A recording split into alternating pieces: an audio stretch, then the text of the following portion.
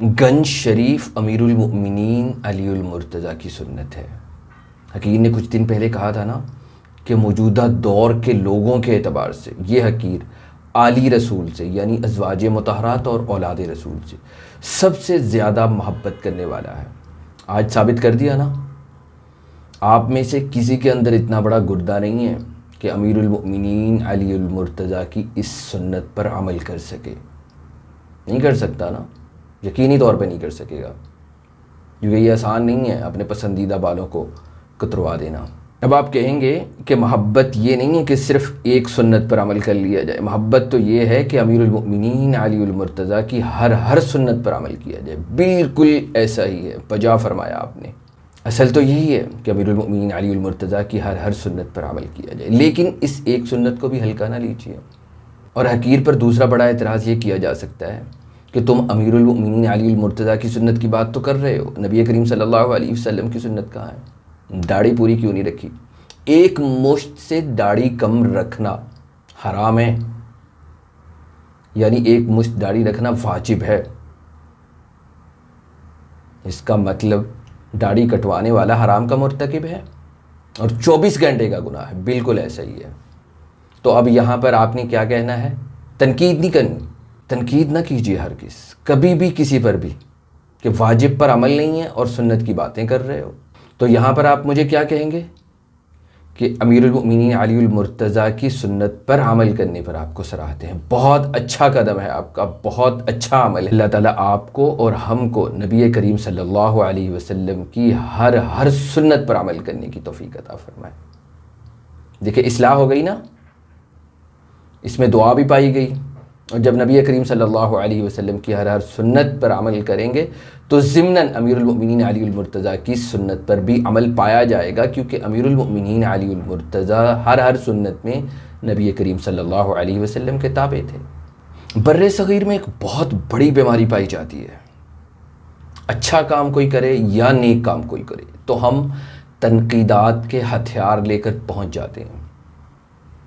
तंग ज़हनी होती है, हसद होता है। इसकी दो मिसालें देता हूँ। दीन के मामले में एक बहुत ही नफीस तबा शख्स थे, मस्जिद की दुकानों में उनका कारोबार था, नमाज़ पढ़ने के लिए नहीं आते थे। 10-15 साल के बाद किसी के कहने पर वो मस्जिद में आए तो वो नमाजी जो मुस्तकिल नमाज अदा करते थे, उन्होंने कहा, ओए तू, मतलब उनका कहने का मतलब ये था, तंजिया, कि तुम आज मस्जिद में कैसे आ गए। यकीन कीजिए उसके बाद वफ़ात तक वो दोबारा मस्जिद में दाखिल नहीं हुए।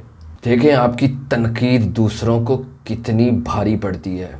और दुनिया के मामलात में तनकीद। अब मैं हकीर साहिल पर वर्जिश करता था तो वहाँ मुख्तलिफ़ कौमियत के लोग आते थे। यकीन कीजिए, ये मगरबी लोग हैं ना, अंग्रेज़ लोग, फ़रंगी, जब भी करीब से गुज़रते थे तो हौसला अफजाई करते थे। वाह, great, keep it up, great bro, appreciate that. और जब बर्रे सगीर के लोग गुज़रते थे, इनके जुमले सुनने वाले होते थे, और भाई कुछ तड़ा ना लें, हिलिया होया, हेलो, पैसियां ली करदा, पैसियां ली।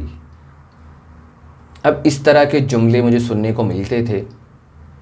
अब जाहिर सी बात है, ये ऐसे जुमले बराह रास्त दिमाग पर असरअंदाज होते हैं, लेकिन मैं हकीर इन बातों का असर नहीं लेता। लेकिन बहरहाल हौसला शिकनी होती है। अगर मैं उन्हीं लोगों को रोक कर कुछ कहता ना, आराम से भी कहता, तो उन्होंने पता क्या जवाब में कहना था? भाई की हो गया, हेलो, गली कीती है, सिर पाड़ता। मानते भी नहीं हैं, यकीन कीजिए, लड़ना शुरू कर देते हैं। इतनी तंगज़हनी। तो इस चीज़ को हमने ख़त्म करना है। बात समझ रहे हैं ना? अगर कोई दीन का काम कर रहा है, अच्छा काम कर रहा है, तो उसकी हौसला अफजाई करनी है।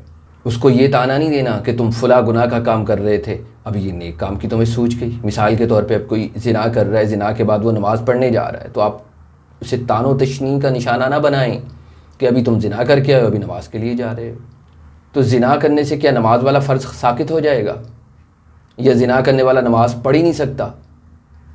तो हुजूर बल्कि उनकी इस्लाह करनी है, प्यार से समझानी है कि नमाज़ पढ़ रहे हैं तो अब हमें ज़िना छोड़ना होगा, तनकीद नहीं करनी। वरना क्या होगा नतीजा आपकी तनकीद का? वो नमाज भी छोड़ देगा, जैसा कि हकीर ने पहले आपको मिसाल के साथ बताया है। ऐसे ये स्मार्टफ़ोन है, स्मार्टफ़ोन इस्तेमाल करना एलानिया गुनाह है। आप भी इस्तेमाल करते हैं, मैं भी कर रहा हूँ। अब आप नमाज़ पढ़ने के लिए जा रहे हैं, मैं आपके पास आऊँ, ओए तुम तो स्मार्टफ़ोन इस्तेमाल करते हो, तुम नमाज के लिए जा रहे हो। इसका नतीजा क्या होगा? आप नमाज भी छोड़ देंगे। ऐसे नहीं कहना, बल्कि स्मार्टफोन छुड़वाना है। यानी जो भी एलानिया गुनाह करते हैं, छुप कर गुनाह करते हैं, वो गुनाह छुड़वाने हैं, अच्छे काम नहीं छुड़वाने। और तनकीद से क्या होता है? अच्छे काम बंदा छोड़ देता है कि चलो यार अब जिना कर रहे हैं, शराब पी रहे हैं, बदकार हैं, फासिक हैं, तो अब नमाज भी क्या पढ़नी। फिर उसको जाहिर सी बात है शैतान की तरफ से बहाना मिल जाता है। तो हमने इस चीज़ को ख़त्म करना है। अगर कोई अच्छा काम कर रहा है, नेक काम कर रहा है, उसकी हौसला अफजाई करनी है, हौसला शिकनी नहीं करनी, हसद में मुब्तला नहीं होना, तंग दिल और तंग ज़हन नहीं बनना। छोटी सी छोटी बात भी है। मिसाल के तौर पे अगर कोई शख्स एक सुन्नत पे अमल कर रहा है लेकिन फ़राइज़ तर्क कर रहा है, तो तब भी उसकी सुन्नत में हौसला अफजाई करनी है, क्योंकि सुन्नत की बरकत से अल्लाह जल्ला शानू उसे फ़र्ज़ का पाबंद बना देंगे इंशाअल्लाह। समझ आ रही बात? तो अगर कोई अच्छा काम कर रहा है, नेक काम कर रहा है, ये नहीं कहना ओ मैनू तेरा पता, मुझे आपका पता है आप कितने पानी में हैं, ऐसे नहीं कहना। यही मसला है, आपको उसका पता है, अपना नहीं पता आप कितने पानी में हैं। वो तो चलो कुछ कुछ पानी में है ना, आप पूरे डूबे हुए हैं, लेकिन आपकी अपनी तरफ नज़र नहीं जा रही।